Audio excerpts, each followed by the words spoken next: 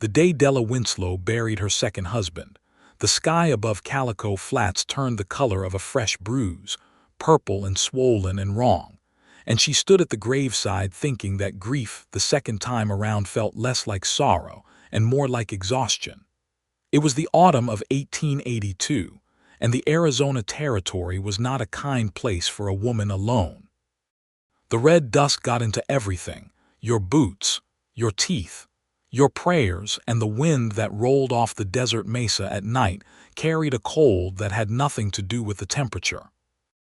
Della had lived in Calico Flats for 9 years, first as the wife of Thomas Winslow, who had built her a fine house on the eastern edge of town, and then as a widow for 2 years after a fever took him, and then as the wife of Harold Gates, who had seemed steady and decent, and had turned out to be neither of those things. Harold had been dead 3 weeks now, thrown from a horse on the South Trail. The horse, a mean-tempered roan gelding that Harold had refused to sell despite everyone's advice, had simply had enough of Harold one afternoon. Della could not entirely blame the horse. She was 31 years old and she owned a homestead of 240 acres, a general goods store on the main street of Calico Flats, a modest but sturdy house, and a daughter named Me, who was 7 years old and had her father Thomas's dark eyes and Della's stubborn jaw, and who currently stood beside her mother at the grave wearing a calico dress that was slightly too small and holding Della's hand with both of hers. "Is he in heaven?" Me asked, looking at the mound of fresh red earth. Della thought about Harold Gates for a long moment. She thought about the way he had kept money from her, the way he had made promises he broke like dry twigs, the way he had looked at her sometimes with eyes that held nothing warm. She thought about the fact that he had never once been cruel to me, which was perhaps the one thing she could say in his favor with any honesty. "I expect he is," Della said, because Me was 7 and deserved to believe the world worked in orderly and merciful ways. The Reverend said the final words. The small gathering of townspeople, mostly out of respect for Della, rather than any affection for Harold, dispersed in 2s and 3s, heading back toward the warmth of the town. Della stayed until the last of them had gone, standing in that wind that smelled of dust and dry sage, and she made herself a quiet and private promise that she was done with marriage. She had tried it twice, and the results had been, at best, mixed. She was capable of running her store and her land.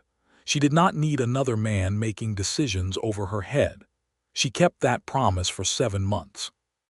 The trouble began in April of 1883, when the spring rains failed entirely, and the creek that fed the eastern pasture of her homestead dropped to a trickle, and then to nothing. The cattle she kept, a small herd of 30, enough to sell every autumn and supplement the store's income, began to suffer. Then the well behind the house developed a sourness that made the water taste of iron and something worse. And then Cass Muller, who ran the largest ranch in the county, and who had been eyeing Della's 240 acres since before Harold was cold in the ground, sent his foreman around to the store to make an offer that was insultingly low and delivered with the kind of smiling certainty that assumed she would eventually say yes. "Tell Mr. Muller I'm not selling," Della said to the foreman, a lean man named Cord who had bad teeth and a way of looking at everything like he was calculating its worth. "Mrs. Gates," Cord said, still smiling, "Mr. Muller just wants you to know the offer stands, whenever you're ready." "I won't be ready," Della said. Cord touched the brim of his hat and left, and Della watched him through the store window and felt the particular cold weight of a problem that was not going away. The next blow came 2 weeks later, when she learned that 2 of her hired hands' brothers named Peck, who had worked the land for 3 years and were reliable and decent, were leaving for a silver claim in New Mexico. They were apologetic about it, genuinely so, and Della paid them what she owed them and shook their hands and wished them luck, and then she sat down in the kitchen of her house and worked out the arithmetic of her situation with a pencil stub on the back of a flour sack. The numbers were not good. She needed at least 2 hands to work the land and manage the cattle through the summer. She needed a new well dug or the old one repaired. She needed enough income from the store to carry her through until the autumn cattle sale. She did not need Cass Muller's offer, which was what she would be forced to consider if things got significantly worse. It was her neighbor Mrs. Holt who mentioned Elijah Bishop. Martha Holt was 63 years old, wide as a barn door, possessed of opinions on every subject under the Arizona sun, and one of the few people in Calico Flats whose advice Della genuinely trusted. She came into the store on a Thursday morning in early May, bought flour and salt and a spool of blue thread, and set her elbows on the counter in the way she always did when she intended to say something important. "You heard about the man working the Dawson property," Martha said. "I've heard the Dawson place finally has someone on it," Della said. The Dawson property was 3 miles north of town, a modest spread that had sat empty for 2 years since old Frederick Dawson had gone to live with his daughter in Tucson. His name's Elijah Bishop. Came down from Colorado, from what I understand. Worked cattle up there for years, and before that he was a ranch foreman over in New Mexico Territory. They say he's good with water, knows wells, knows irrigation, worked with the men who built the ditches up near Pueblo. And he's looking for extra work while he gets the Dawson place in order, paying board plus wages, from what I've heard. Della was quiet for a moment, straightening a stack of tin goods that did not need straightening. "How old a man is he?" 34, 35, Martha said with the confidence of someone who had done her research. "No wife, no children, came here alone, keeps to himself from what I've seen, but he's polite. Took off his hat when he passed me on the street, which is more than most of them do." "Being polite on the street doesn't tell me much about how he works," Della said. "No," Martha agreed. But Hector Dawson wrote to his father about him before Frederick left, said the man was the most capable person he'd ever hired, and Hector Dawson is not a man who gives out compliments like they're free. Della thought about this for 3 days. She thought about it while she opened the store in the morning and closed it at night. She thought about it while she checked on the cattle and watched them standing in the dry heat with their patient, suffering eyes. She thought about it while me ate breakfast and talked about the school lessons she had learned and the birds she had seen, and while Della plaited me's hair and sent her off and stood alone in the kitchen with her pencil and her flour sack arithmetic. On the 4th day she saddled her mare, a sensible gray named Juniper, and rode the 3 miles north to the Dawson property. She heard him before she saw him. There was a steady rhythmic sound of metal striking earth coming from behind the main house, and she rode around the side and found a man in the bottom of a half-dug trench, working a pickaxe with the methodical efficiency of someone who understood that effort needed to be conserved over a long day. He was tall, she could tell even from a distance, broad through the shoulders, wearing a worn canvas shirt with the sleeves rolled to the elbows and a hat that had seen considerable weather. He did not look up immediately when she rode in, which she would later learn was characteristic of him. He finished the stroke he was on before he did anything else. Then he looked up, and Della saw his face for the first time. It was a weathered face, angular and sun-darkened, with a jaw that looked like it had been carved out of the same red stone that built the mesas. His eyes, when he pushed his hat back to see her better, were a clear and steady gray, the color of a winter sky before rain, and they held the kind of settled calm that either came from great contentment or great trouble that had been lived through and survived. He was not a handsome man in the conventional sense, not smooth or pretty or charming in any obvious way. But there was a solidity to him, a quality of being completely and genuinely present that struck Della immediately and without her permission. "Mrs. Gates," he said. She blinked. "You know me. Martha Holt mentioned she thought you might come by." He set the pickaxe against the side of the trench and reached for a handkerchief tucked in his back pocket and wiped his hands and face. "I'm Elijah Bishop." "I know," she said, which was slightly more direct than she had intended, and she straightened in the saddle. "I understand you're looking for extra work."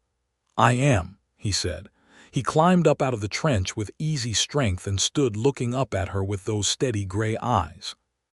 There was no salesmanship in him, no performance of competence. He simply stood there and let himself be evaluated, which she found unexpectedly refreshing. She told him about the well.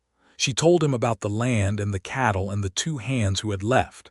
She told him what she could pay, which was modest.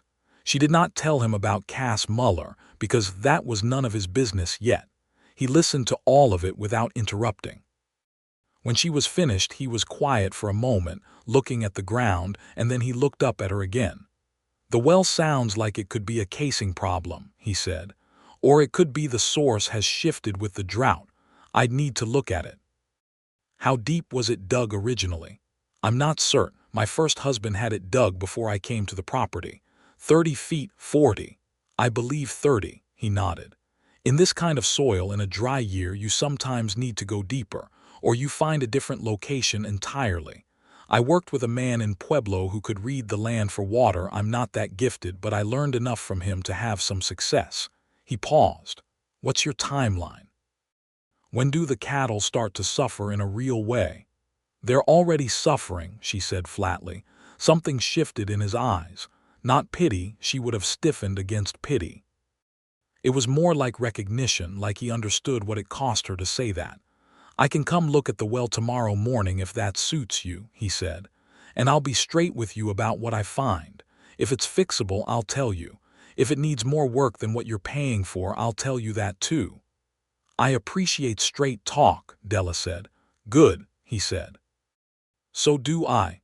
She turned Juniper toward home and rode back through the afternoon heat, thinking about gray eyes and the particular quality of a man who listened without interruption. And she told herself firmly that she was hiring a hand, not looking for anything else, and that she needed to remember that clearly. He arrived the next morning at 7 o'clock, exactly when he had said he would. He rode a large bay horse with an easy lope and came around to the back of the house, where Della was already standing by the well with a lantern. He dismounted, tied the horse to the fence post, and walked over to look at the well without any preamble or greeting beyond a slight nod of his head that she was beginning to understand was his version of a full conversation.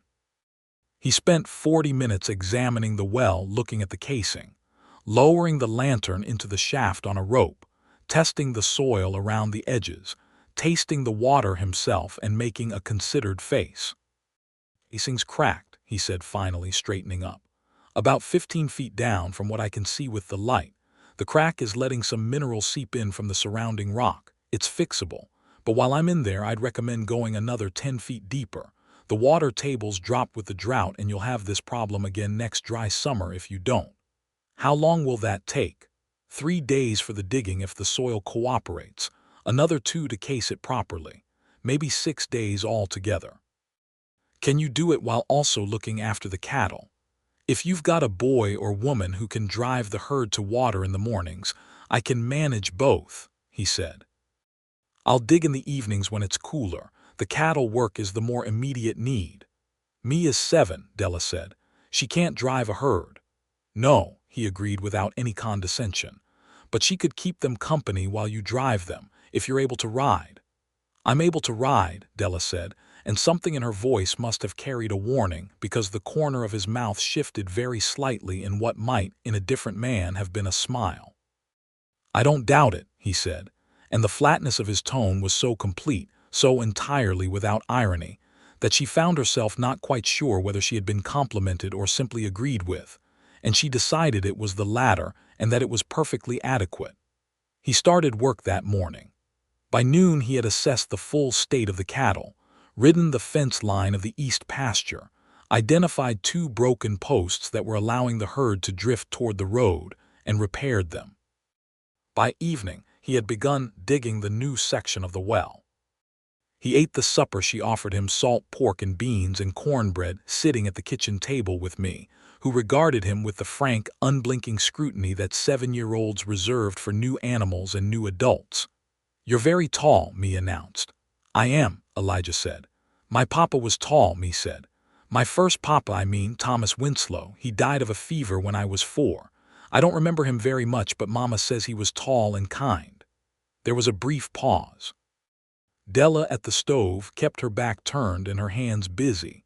"I'm sorry about your father," Elijah said, and his voice was so plain and direct that me seemed to find it entirely satisfying.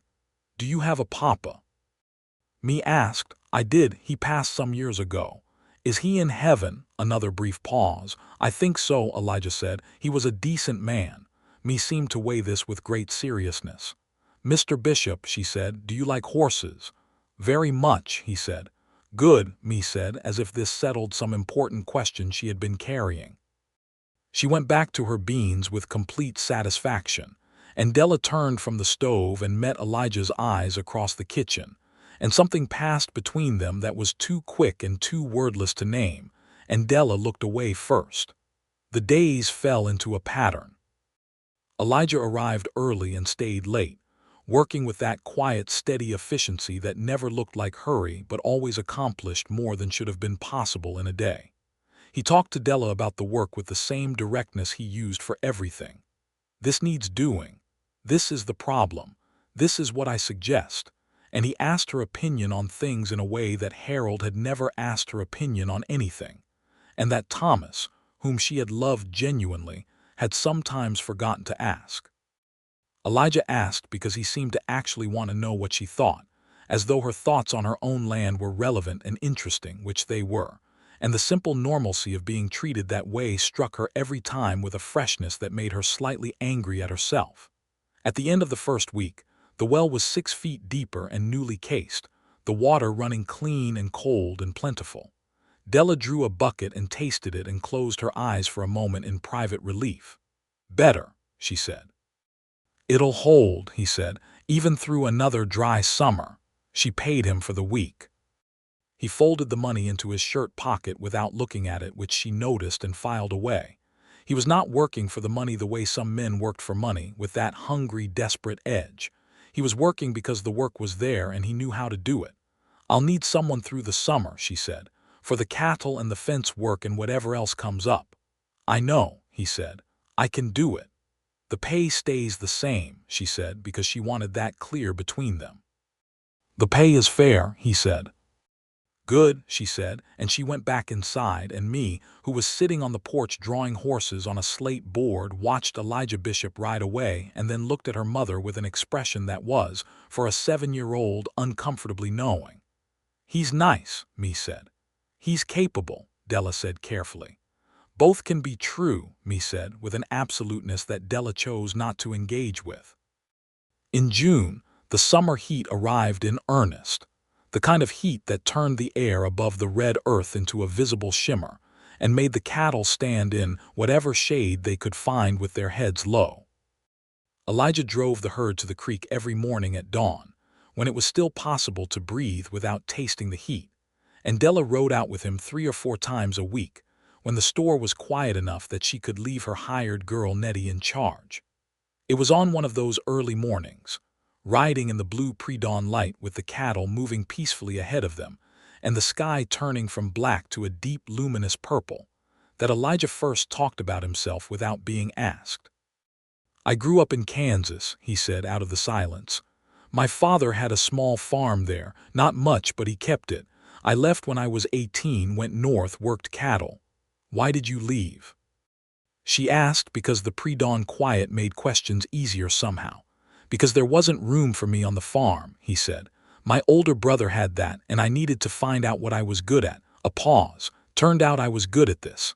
"In Colorado, worked there for 12 years. Foreman for a ranch outside of Durango for the last 4 of those. Good land, good people." "Why did you leave?" He was quiet for a moment in a way that was different from his usual quietness. This was a thinking quiet, a weighing quiet. "The man who owned the ranch decided to sell it," he said at last. "Sold it to a cattle company out of Denver that brought in their own people. So the land I'd been working and improving for 4 years went to men who didn't know it. That was hard to watch." Della understood that kind of loss completely, the loss of work and care and effort handed over to strangers. "I'm sorry," she said. "It's the way of things," he said, but his voice carried something underneath those words that suggested it had not been a small grief. "And why here?" she asked. "Why Calico Flats?" He looked at her for a moment sideways from under the brim of his hat. The sky was brightening now, the purple going to gold at the edges of the mesas. "I heard the Dawson property was available to lease," he said. "The land looked good. The water situation is difficult but not impossible, and I wanted something that was mine to build rather than mine to maintain." She thought about that for a long time as the cattle drank and the sun came fully up and the day began its long hot crawl. Something that was his to build. She understood that too. It was in the middle of June that the trouble with Cass Muller moved from annoying to serious. Cord came back to the store, this time with a revised offer that was still low but less insulting, and with a piece of information delivered almost casually, almost as an afterthought, that made Della's stomach go cold. "Mr. Muller's got some documents," Cord said, "that suggest the eastern boundary of your property might be in question, something about the original survey. He'd hate for that to become a legal matter, you know how expensive those things get. Might be simpler to just settle the whole thing clean." Della kept her face entirely still, the way she had learned to keep it when Thomas was sick and she was frightened, when Harold was difficult and she was angry. "What documents?" she said. "Mr. Muller would be happy to share them with you, in the context of a reasonable conversation." After Cord left, she went over her own papers, the deed, the original survey, everything she had in the locked box under the floorboard in the bedroom, and spread them out on the kitchen table and stared at them until her eyes ached. She knew her boundary lines. She had walked them with Thomas when they first came to this land. But she also knew that documents could be forged, surveys could be disputed, and that in the Arizona Territory in 1883, a woman alone in a legal fight against a wealthy man was not in a good position. She mentioned it to Elijah the next morning in a careful, matter-of-fact way, presenting it as information rather than asking for help, because she was not yet in the habit of asking for help. He listened without moving, without any change of expression, and then he said, "Do you have a copy of the original survey?" "Yes." "And the deed?" "Yes. I'd like to look at them if you're willing." She brought them out to the table on the porch, where the light was better, and he studied them with complete attention for a long time, tracing the boundary lines with one finger, reading the legal descriptions carefully. She noticed that his hands were clean despite the work. He always washed before he came to the house, another small thing she had registered without intending to. "The survey is clear," he said finally, "and it was conducted by James Hartwell, who was the territorial surveyor until 1878. His surveys were used as the legal standard for every property dispute in this county for 15 years. If Muller has documents, they're either fraudulent or they're about a different piece of land and he's hoping you don't know the difference. Can it be fought legally? It can, but you're right that it's expensive." He looked up from the papers. "Do you know the county registrar?" "I know who he is." "Mr. Sutter. Is he an honest man?" Della thought about it. "As far as I know." "File a certified copy of this survey and deed with him," Elijah said. "On record. It creates a legal baseline that makes any challenge by Muller much harder to sustain because he'd have to prove that the official record is wrong. That costs him more than it costs you, and Muller doesn't strike me as someone who spends money when he doesn't have to." She looked at him. "You know Muller?" "I know his type," Elijah said, and the flatness in those words carried something she did not press against. She went to see Mr. Sutter the next morning. The registrar was a dry, tidy man who took his work seriously, and who examined Della's documents with the careful thoroughness of someone who understood their importance. He filed them, stamped them, and gave her certified copies with a gravity that she found deeply reassuring. 2 days later, Cord did not come back, and Muller's interest, which Della would later learn had gone to pressing against another small landowner on the county's north side, shifted elsewhere for the season. When she told Elijah, he only nodded, as if the outcome had been the expected one, and went back to repairing the gate on the south pasture. July came in like a hammer, relentless and without mercy, and the work on the homestead was hot and unending. Della ran the store 6 days a week and managed the house and looked after me, and Elijah worked the land from first light to last. And somewhere in the rhythm of all that shared labor something began to change between them that neither of them had named and both of them were aware of. It showed in small things. In the way he always found a reason to finish whatever he was working on before she came outside so he could tell her about it directly, face to face, rather than leaving a note. In the way she started making coffee strong enough for 2 cups in the morning, having noticed weeks ago that he arrived before the stove was fully hot and that he drank his coffee black and appreciated it being ready. In the way me had started assuming he would stay for supper as a matter of course, and in the way neither Elijah nor Della had found any reason to correct that assumption. He noticed things about her. She noticed him noticing, which was a strange and unsettling kind of pleasure. He noticed when she was tired and found ways to take things off her plate, without making it obvious he was doing so.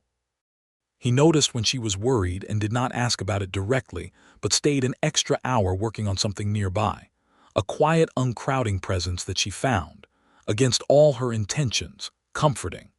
She noticed things about him too. She noticed that he was funny in a very dry, very quiet way that she had almost missed at first, and that now caught her off guard regularly and made her laugh in a way that felt unpracticed, like a door opening in a room that had been shut. She noticed that he had a patience with me that was entirely genuine, never performed, never the slightly stiff politeness of a man enduring a child. He actually listened to me, answered her questions honestly, taught her things. He was teaching me to read a horse's mood from its ears and stance, and me had taken to this with fierce enthusiasm and now narrated the emotional states of every animal she saw. She noticed that he was kind to the horses in a way that told her a great deal about the rest of him. One evening in late July, a dust storm rolled in from the south with very little warning, just a darkening of the horizon and then a roaring wall of red earth that hit the homestead in minutes. Elijah was still in the barn when it came, and Della was in the house getting me to shelter. And by the time the storm passed and the air went from opaque orange to merely dusty, it was full dark and the yard was buried in grit. Elijah came to the back door to check on them, his hat pulled low and his face covered with his bandana. He knocked and Della opened the door and the light from inside fell over both of them, and he looked at her with those gray eyes above the bandana and she noticed with a shock that went straight through her, genuinely concerned, not the polite checking of an employee, something warmer and less managed than that. "You're all right," he said, pulling the bandana down. "We're fine, me's fine." She stepped back to let him in from the settling dust. "Stay until it clears properly. Have some supper." He hesitated for just a moment in the doorway, and she understood that he was calibrating something, weighing propriety and proximity and the particular complications of their situation, and she found that the fact that he was thinking about it at all, rather than simply assuming, made her want to say come in more firmly. "Come in," she said. "It's just supper." He came in. He washed up at the basin and sat at the table, and me climbed up into the chair across from him, and told him at length about the sounds the storm had made and her theory that the wind had feelings. Elijah listened to this with complete seriousness and asked several careful questions about the theory, and Della served supper and sat at the end of the table and watched the two of them and felt something happening in her chest that was not entirely comfortable. After me was in bed and the lamp was burning low, they sat on the porch in the cooling night air, and the silence between them was the kind of silence that had built up over weeks of shared work and shared days, and was now, Della realized, not empty at all. It was full of things that had not been said. "What are you planning for the autumn?" She said because she needed to say something practical or she was going to say something else entirely. He was quiet for a moment. "I'll need to decide about the Dawson lease," he said, "whether to extend it or whether to look for land to buy." "Do you have the money to buy?" "I've been saving for years," he said. "I have enough for a modest piece, not 240 acres, but enough to start." "There's a parcel on the county's west side that might suit you," she said. "About 80 acres, decent grass, reliable spring water, Old man Purdy's land. He's been wanting to sell for 2 years. He looked at her. How do you know what it's like? Thomas looked at it before we settled on this place, she said. He chose this one because of the store potential, but he thought Purdy's parcel was good land. Elijah was quiet, looking out over the dark yard. Thomas Winslow sounds like he was a thoughtful man, he said carefully. He was, she said. He was very good to me. She paused. It was different with Harold. She had not meant to say that last part. It came out of her before she could stop it, and she felt the particular exposure of having said something true that she had kept controlled. He did not ask her to elaborate. He did not fill the space with reassurances or questions. He simply sat with it for a moment, letting it settle, and then said very quietly, "I'm sorry." "It's in the past," she said. "Yes," he said. But his voice said that past things were still real, still mattered, and that the acknowledgement of them was not nothing. They sat in silence for another while, and the stars over the Arizona desert were enormous and thick, and the air had gone fully cool. And Della thought about how she had not sat on a porch in the evening with a man who felt like an equal, a genuine equal in thought and opinion and consideration, since Thomas. She thought about how she had missed that and had not permitted herself to know that she missed it. She was not ready to name what was growing between them, but she was no longer pretending it wasn't there. August was the month me fell sick. It came on fast and frightening, the way illness came to children. She was fine at breakfast on a Tuesday, and by noon she had a fever that climbed through the afternoon, and by evening was high enough that Della's hands shook when she checked it. She sent word to town for the doctor, a competent man named Hewitt who had a good reputation, and she sat up through the night with wet cloths and the particular horror of watching a child burn from the inside. Elijah stayed. She had not asked him to, had not said anything, but when she came out to the porch at midnight for more water from the newly cool well, he was sitting in the yard in the dark, his horse tied to the fence, and he looked up and she stopped. "You should go home," she said. "I know," he said, and he didn't move. She was too tired and too frightened to argue about it. She went back inside and he remained in the yard, and sometime before dawn she came out again and he was asleep in the chair, hat over his face, long legs stretched out in front of him, and she stood there for a moment looking at him and felt something so sharp and clean it was almost painful. "Doctor." Hewitt arrived at 7 in the morning and examined me and said it was not the fever, thank God, the fatal kind that had taken Thomas, but a bad infection of the throat that needed treatment and rest. He left medicine, a preparation that tasted terrible and that me protested with considerable spirit, which Della found deeply reassuring. Children who protested medicine were children who were going to be fine. Elijah brought Della a cup of coffee and stood in the kitchen doorway while she told him what the doctor had said. She watched his face when she said me would be all right, and she saw something in it that she had not quite let herself look at directly before, a relief that was genuine and deep, the relief of someone who had been genuinely frightened for me, not just professionally concerned. "She's fierce," he said. "She'll be all right." "She is fierce," Della agreed, and her voice came out very small and a little uneven, and she turned away to look out the kitchen window because she did not entirely trust her face right then. She heard him set his cup down on the counter, and she heard him take 2 steps toward her, and then his hand was on her shoulder briefly, with the same care and precision that he applied to everything, and he said, "So are you," and then he picked up his hat from the table and went out to start the morning's work. Della stood at the kitchen window for a full minute before she was able to move. Me recovered in a week, complaining loudly and entertainingly throughout, and came back to her full fierce self with the elasticity of children, who survive things and then immediately want to get up and catch frogs.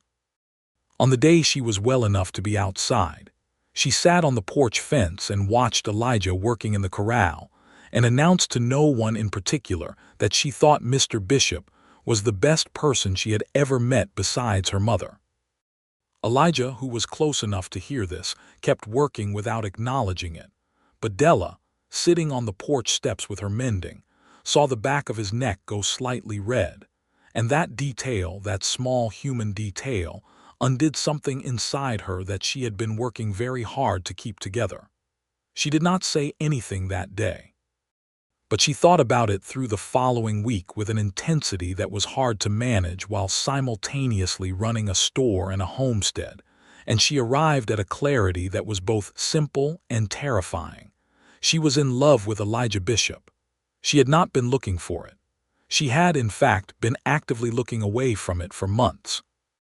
But it had happened with the quiet permanence of something that had grown in a place you weren't watching, and she knew it with the same certainty she knew the land, the weight of it and the truth of it in her bones.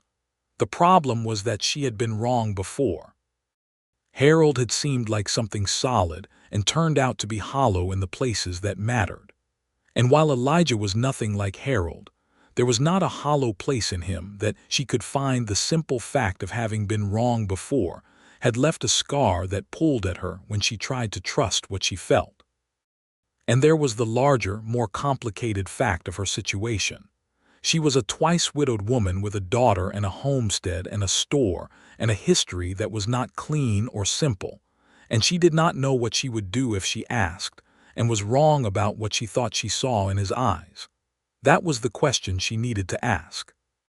She couldn't get around it, and she couldn't go forward without it. It sat in her chest like a stone, shaping everything around it. September came and the heat began to break, and the cattle were fat and healthy from a summer of good water and good grass and careful tending, and the autumn sale was going to be strong enough to carry her through the winter with room to spare. Elijah had made that possible, and she knew it, and she also knew that she needed to tell him how she felt before the season changed, and the reasons for his being on her land every day changed with it. She chose a Sunday afternoon when Mee was at the Holt place for supper, having been invited by Martha in a way that Della was fairly certain was entirely deliberate and pointed.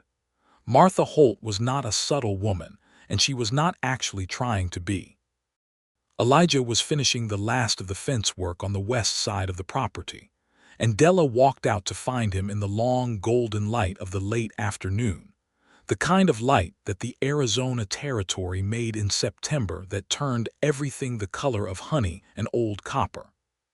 He was working on a post, pressing it firm into the new-packed earth, and he looked up when he heard her footsteps, and something in the quality of the afternoon made him straighten slowly, like a man who sensed that what was coming required his full attention. She stopped about 6 feet from him. The light was warm on both of them, and the air smelled of dry grass and the distant sage and the faint sweetness of the late blooming desert flowers. She had rehearsed this. She had rehearsed it in the kitchen and in the store and riding out to the pasture and in the dark of her bedroom at 3 in the morning, and every version she had rehearsed had sounded either too much or too little or slightly dishonest, and standing here now she could not remember any of them. She looked at him looking at her and she said, "Elijah." "Della," he said, and it was the first time he had used her given name. It came out of him simply and quietly, like a thing that had been waiting there for some time and had simply found its moment, and she understood from the way he said it that she was not wrong about what she had seen in his eyes. And yet the question still had to be asked. It had to be asked because she needed to be sure, not because she was sure, because certainty built on silence was not certainty at all, and she had learned that.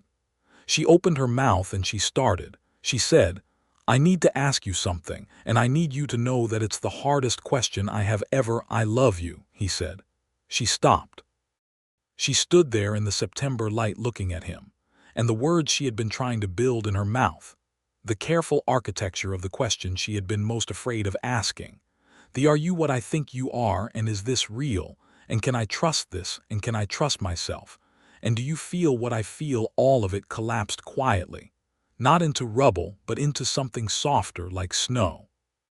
Like the particular relief of a weight you've been carrying so long you forgot it was there, until the moment it was set down. She realized she had forgotten what she had been afraid of. Not because the fear was gone, or because the question had been answered before she could get to it, though it had been, but because the way he said those 3 words was so absolutely plain and so entirely without performance that there was simply no space left in them for doubt. It was the most unsentimental declaration she had ever heard, and it was, for that reason exactly, the most believable one. "I love you," he said again, and she understood that the second time was not impatience or repetition for effect, but just the same honest man saying the same honest thing because it was simply and precisely true, and he saw no reason to ornament it. She crossed the distance between them in 3 steps, and she did not think about it and she did not calculate it, and she put her hand on his chest over his heart and felt it beating, steady and strong, and she looked up at him from a foot away and said, "I love you, Elijah Bishop. I have for months and I have been trying not to." The corner of his mouth shifted, she knew that shift now, had catalogued it carefully over all these months, and this time it resolved into an actual smile, warm and genuine and almost shy, and it transformed his angular face in a way that made her breath catch. "So have I," he said. "Been trying not to, I mean." He paused. "I wasn't sure I was the kind of thing you wanted." "Why not?" she asked. "Because you're a woman who has managed everything very well on her own, and the last man in your life wasn't good to you, and I didn't know if you had any room left for—" He stopped, searching for words, which was unusual in a man who ordinarily always had them when he needed them. "For someone who shows up before dawn and fixes my well and eats supper with my daughter and sits in my yard all night when she's sick." Della said. He looked at her steadily. "Yes, Elijah," she said, "you have been making room for yourself in this life of mine since May, and I don't think either one of us has been very subtle about it." "Martha Holt told me I was being obvious," he admitted. "Approximately 1 month ago." Della laughed. It came out full and genuine and unguarded in the golden September air, the kind of laugh she had not heard from herself in a long time, and he watched her laugh with the expression of a man who had decided that this was something he wanted to be the cause of for a very long time. He raised one hand and touched her face just briefly, just his thumb at her jaw, and she leaned into it the smallest amount. "I know your situation is not simple," he said, his voice low. "I know you have me and the land and the store and your own ways of doing things. I'm not asking you to change any of that. I'm not," he paused, "I'm not Harold." Something about the way he said it, the plainness of it, the complete absence of defensiveness or swagger made her throat tight. "I know you're not," she said. "I have known that since approximately the 2nd week." "Then what were you afraid of?" he asked very gently. She thought about it honestly for a moment. "That I was wrong about you," she said. "That I was seeing what I wanted to see and not what was there. That I was making the same mistake I made before, choosing comfort over truth." He nodded slowly. He understood that fear. She could see it in his eyes, the recognition of it, the respect for it. "I can't promise you I'll be perfect," he said, "but I can promise you that what you see is what's there. I have never told a woman I loved her before. I didn't make a habit of saying things I don't mean." She believed him. She believed him with the bone-deep certainty that she had not felt since Thomas, and it was different from what she had felt for Thomas, not lesser, just different, seasoned by the years and the losses and the hardness in between, and perhaps stronger for those things rather than weaker. "Ask me what you were going to ask me," he said. She shook her head. "I don't need to." "Ask me anyway," he said very quietly. She understood why he wanted this. He wanted her to have it, the question and the answer, rather than the question swallowed by the answer before it could be completed. He wanted her to have the full thing.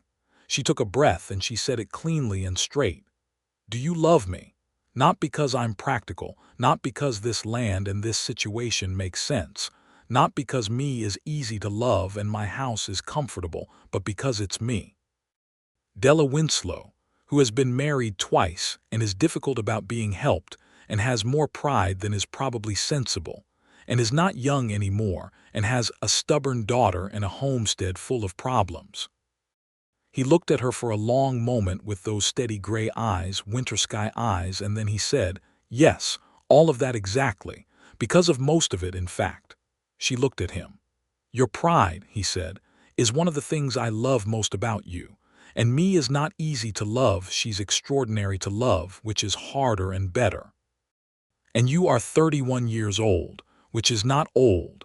And you are the most capable and honest person I have encountered in a very long time. And I have been aware since approximately the second week, as you put it, that I was in serious difficulty." She laughed again, softer this time, and it was the kind of laugh that has tears close behind it, not from sadness but from the overwhelming particularity of feeling entirely known by someone. He folded his arms around her and she let him, and she pressed her face briefly against his chest and allowed herself, for one full moment, to simply feel safe. It was such a simple thing.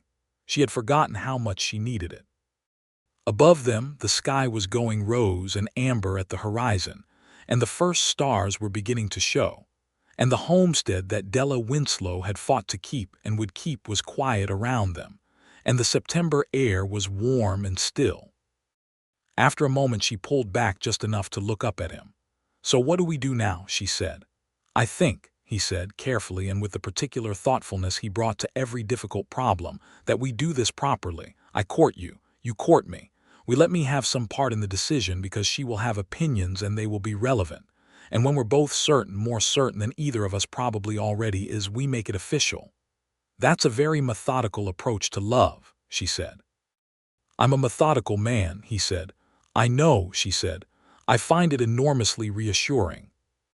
He smiled at her again, that real smile, and this time she reached up and touched his jaw where a day's worth of stubble roughed the skin, and he went very still under her hand, completely and absolutely still, like a man trying not to startle something rare. "Elijah," she said. "Yes."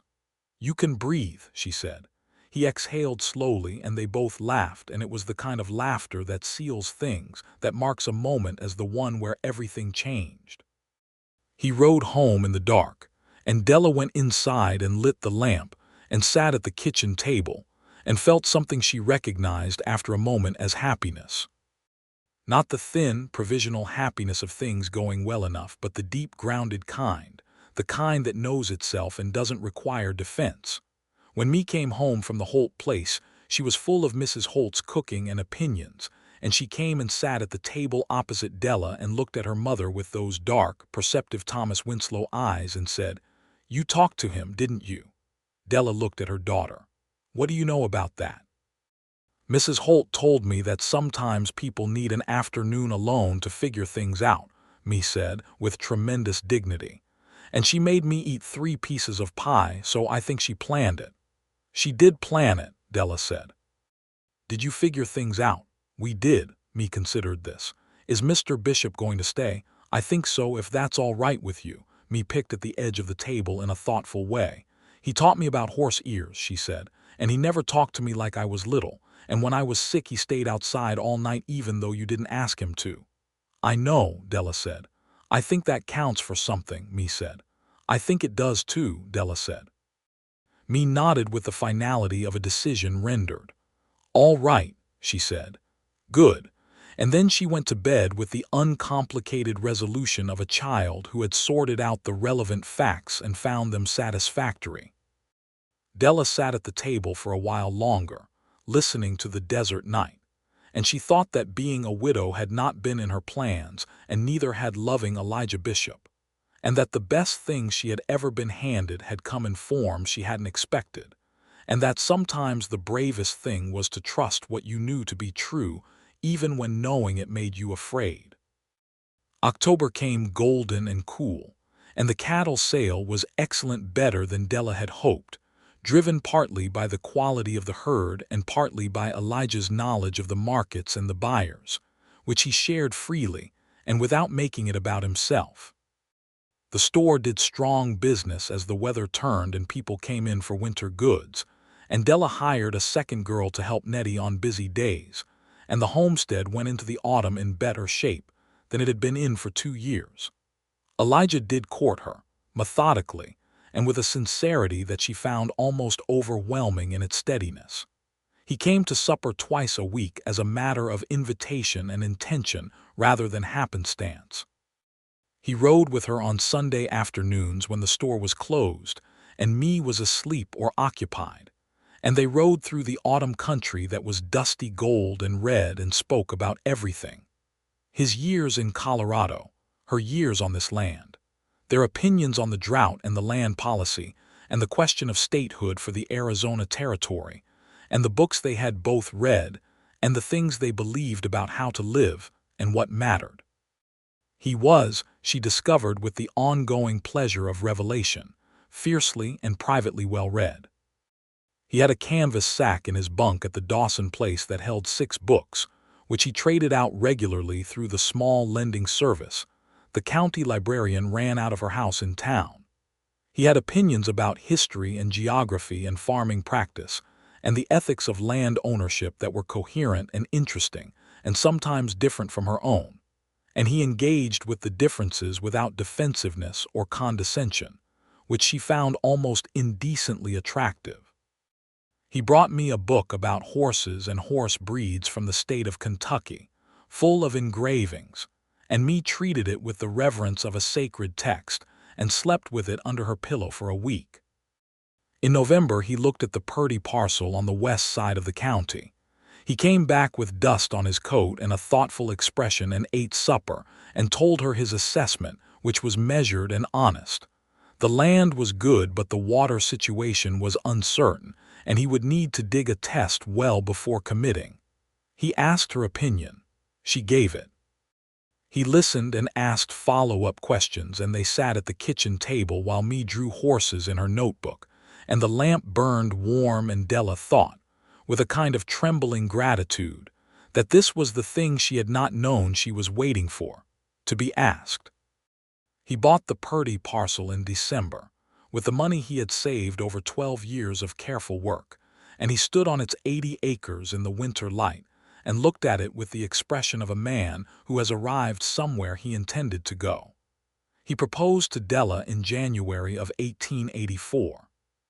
He did not do it at supper, or in the golden afternoon light, or on horseback, all of which had presented themselves as opportunities, and which she suspected he had considered and rejected for various private reasons. He did it in the store, on a Tuesday morning in January when the street outside was gray and cold, and she was alone behind the counter doing the month's accounts. He came in from the cold, hat off before the door had fully closed, and he stood on the other side of the counter and looked at her with those steady gray eyes, and she put down her pencil. "I want to ask you something," he said. She waited. "I want to marry you," he said. "Not because the arrangement makes sense for the land or the store or the homestead, though it does, and not because me needs a father, though I'd be honored to be one if she'd have me. Because I want to spend the rest of my life doing things the way we've been doing them, working on something together, talking about it honestly, riding out in the mornings and having supper in the evenings and reading in the same room and arguing about things we see differently and agreeing about the important ones." A pause. "Because of you. That's what I want." Della looked at him for a long moment. The store smelled of flour and tobacco and the fresh, cold air coming under the door, and outside a horse went by on the street at a slow walk, and the ordinary beauty of the ordinary January morning was suddenly almost unbearable. "Yes," she said. He exhaled. "You thought I might say no?" She asked. "I thought you might need time," he said. "I've had 8 months," she said. "That's enough time," he smiled. She went around the counter and he took both her hands in his, and they stood in the cold winter store looking at each other, and it was not like any other moment she had had in her life. It was its own thing, original and final and quietly complete. She told me that evening, sitting on the edge of me's bed in the lamplight. Me listened with her arms folded across her chest in the posture she used for serious thinking. "He asked you properly," me said. "He did. And you want to?" "I do." Me unfolded her arms. "And I'd have a papa again." "If you want one," Della said carefully. "He won't push into that if you're not ready. He'd be, 'I'm ready,'" me said, with a firmness that brooked no further discussion. She paused. "Can I call him Papa?" "You should ask him that yourself," Della said. "I will," Me said, and she lay down and pulled the quilt up and closed her eyes with the satisfied air of someone who had reached the correct conclusion to a problem. The next morning, Me walked out to where Elijah was working in the yard and stood in front of him and said, "Can I call you Papa?" He crouched down to her level and looked at her directly, eye to eye, and he said, "I'd be very proud if you did." Me nodded once, decisively, turned around, and went back inside to tell her mother that it was settled.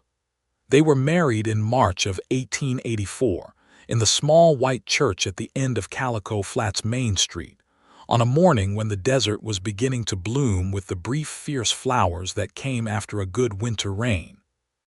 The Reverend who had buried Harold Gates said the words over them, and Martha Holt sat in the front pew and wept without any embarrassment, and Me stood beside Della in her best dress, and held the small bouquet of desert blooms that Elijah had found somewhere and brought without being asked. The ceremony was simple and short, and the vows were the traditional ones, but when they were at the part that said for better or worse, in sickness and in health, Della looked at Elijah and he looked at her, and she thought about the well he had fixed, and the storm he had waited out in the yard, and the legal advice about the survey, and the morning Me was sick, and his hand on her shoulder saying, "So are you." And she thought that those words already had a history, and that their history was a good one.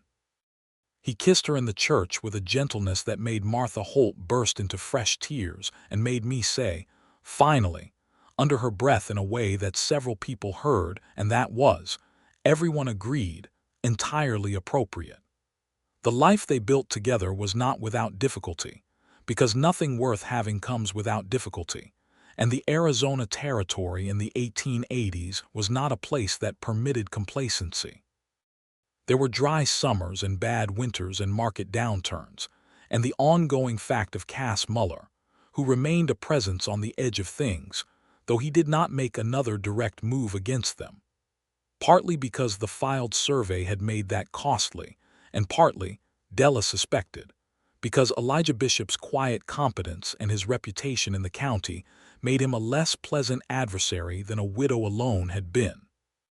There was also the simple daily work of two people learning to live together, which they did with the same honest directness they had brought to everything else, arguing when they disagreed, which was sometimes, and resolving it without either of them having to surrender something true about themselves, which Della considered the real achievement. Elijah was not Thomas, and she did not try to make him Thomas, and he was not a replacement for what she had lost in those years. He was something new, which was what she needed. He was steady in a way that was different from Thomas's warmth. Thomas had been bright and generous and a little impractical, and Elijah was deliberate and careful and deeply reliable, and she loved them both as separate true things. Me took to having a father with the wholehearted enthusiasm she brought to everything she decided on. She followed Elijah around the homestead asking questions. She brought him rocks and feathers, and once a small rattlesnake skin she had found near the creek, which he accepted with appropriate seriousness and helped her pin and preserve. She taught him which stars were which, having learned them from a book, and he taught her how to read the weather from the clouds and the wind direction. They had a working relationship of great mutual respect and considerable shared interest, which Della watched with a joy she found difficult to fully contain. The two homesteads, her 240 acres and his 80, adjoined each other on the western side, and they ran them together and separately as suited the seasons, which worked well because they were both people who needed some part of each day that was their own. He kept his study in the office of the Purdy house. He called it the Purdy house still, which she found characteristically modest, and she kept her account books and her planning at the kitchen table at home, and they consulted each other on everything important and made the decisions together. In the fall of 1884, Della told Elijah she was expecting a child.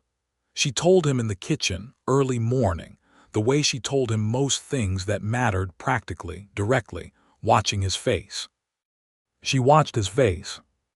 She saw the shock and then she saw what came after the shock, and she had to look away for a moment because it was almost too much to look at, that pure undefended happiness on the face of a man who was ordinarily so contained.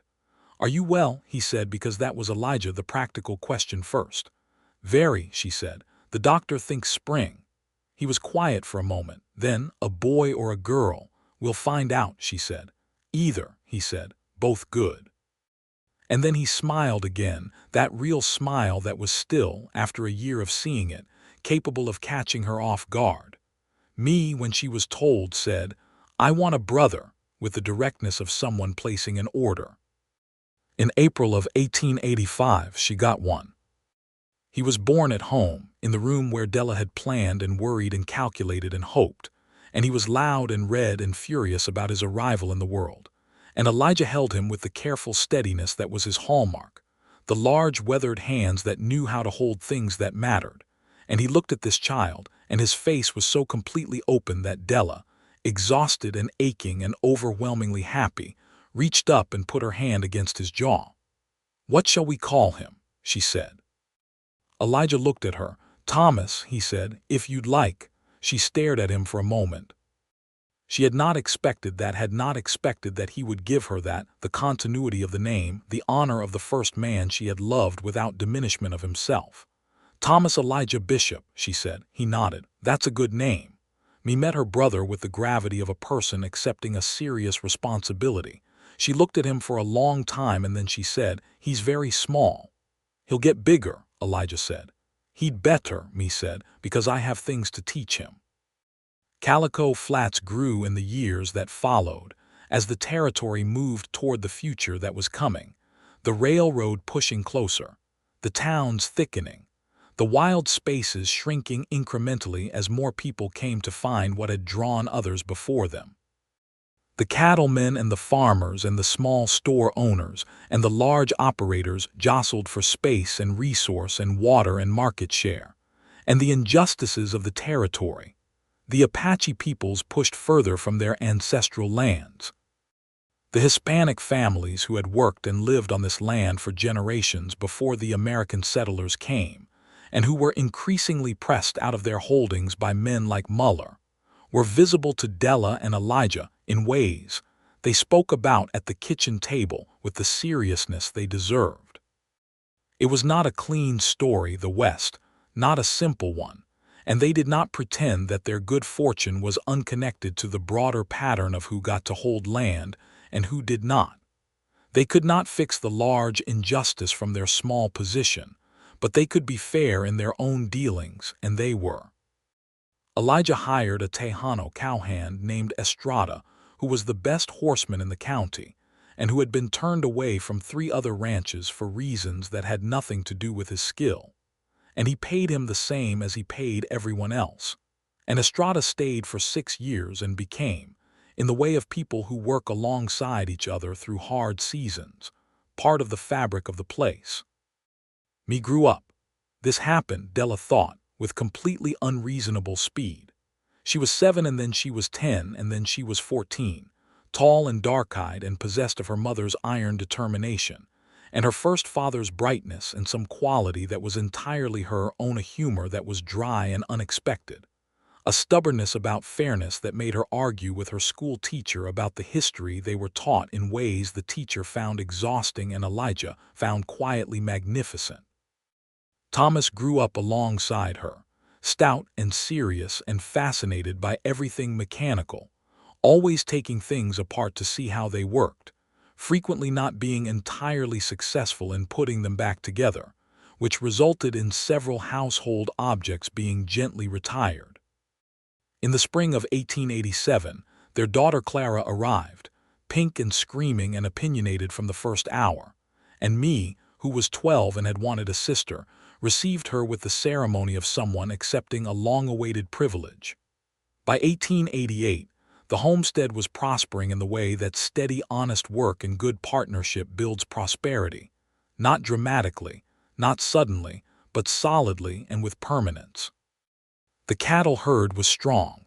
The store was well run and well stocked. The Purdy land was producing. They had added a room to the main house for the children, and Elijah had built me a reading bench under the cottonwood tree that had grown up beside the well, in the spot where the good water ran. Cass Muller's ambitions, in the end, were his undoing. He overextended himself in the market collapse of 1885 and was forced to sell off the northern portion of his holdings, and his power in the county diminished in the way that power built on intimidation diminishes when the intimidation no longer pays. He was still there, still wealthy enough by ordinary standards, but he was not the looming threat he had been, and Calico Flats went on without much reference to him. On an evening in October of 1888, 5 years after Elijah Bishop had ridden up to the Dawson property in a canvas shirt and looked up from a trench at a woman on a gray mare, they sat on the porch of the house that had been Della's and was now theirs, with the last of the autumn light going gold over the red earth and the mesas. And me was inside reading, and Thomas was asleep, and Clara was in her cradle, and the world was very still. Elijah had his coffee and she had hers, and they sat in the comfortable silence that belonged specifically to two people who had spent 5 years learning each other's quiet. "I've been thinking," he said. "About what?" "About the eastern pasture. I think if we brought the fence line in about 20 feet and created a smaller paddock for the new stock, we'd have better control of the—" "Elijah," she said, "not everything I ask about has to be practical." A pause. "I was going to get to the other part." "What other part?" He was quiet for a moment, looking out over the darkening land with those steady gray eyes. "I was thinking about the morning you rode up to the Dawson property," he said. She turned to look at him. "You sat there on that gray horse," he said, "and you told me everything about your situation in a completely straight way, all the problems, no pretending, no asking me to feel sorry for you, just the facts. And I thought I didn't think it fully. I wasn't capable of thinking it fully at the time, but I thought something like, this is a person I want to know." She held her coffee cup and looked at him and felt the same thing she had felt in the September light 5 years ago when he answered before she finished, and she forgot what she had been afraid of, that feeling of being completely and accurately seen by someone who meant what they saw. "You showed up the next morning at 7 exactly," she said. "I'm punctual," he said. "You are," she agreed. "It's one of your finer qualities." He looked at her sideways, that shift at the corner of his mouth. "One of them." "One of many," she said. "Don't push your luck." He laughed, real and low, the laugh she had learned to draw out of him over 5 years and still found deeply satisfying every time. He reached across the space between their chairs and took her hand, and she let him, and they sat together in the cooling October evening watching the stars come out over the Arizona desert, enormous and thick as they always were, and the lamp in the house window made a square of warm yellow light on the ground, and somewhere inside me turned a page and Clara shifted in her cradle, and Thomas made the small sound he made in his sleep. Della thought about the woman who had stood at a grave in the purple November sky of 1882 and made herself a promise about being done with marriage, and she thought about how that woman had been right about everything. She had been protecting and wrong about the one important thing. Wrong not because love was not risky or because she had been foolish to be careful, but because Elijah Bishop had turned out to be exactly what she had thought he was, what she had hoped he was, what she had been most afraid of hoping. A person of complete and solid honesty, a man whose word meant what it said and whose hands held things carefully and whose heart, when he gave it entirely. She thought about standing in the September light and starting a question she had been afraid of for months, the hardest question she had ever started to ask any man, and she thought about how he had answered before she finished, cleanly and directly and without any decoration, and how the fear had simply dissolved, not because fear was foolish, but because the truth he gave her was stronger than the fear, and she had let it be. She thought about all of this, and she held his hand in the cooling night, and she felt at home in her life in a way she had not felt since before Thomas died, a deep rightness that was not about things being easy or perfect, but about being in the right place with the right person doing the right work. She had asked the hardest question. He had answered it before she finished, and she had forgotten what she had been afraid of. That was still true. It was 5 years later, and it was still true. And she thought it would go on being true for all the years that followed, through the good summers and the dry ones, through the children growing and the work changing, and the territory becoming a state, and the wild country becoming something tamer and more ordinary, through all the ordinary, extraordinary business of a life built together on honest ground. The stars came fully out, thick and brilliant over the red earth of the Arizona territory, and the two of them sat in the dark and were quiet and were exactly where they were supposed to be. Inside, Me closed her book. Clara slept. Thomas breathed his small, contented sleep. The well Elijah had dug ran clean and cold in the night. The homestead was still.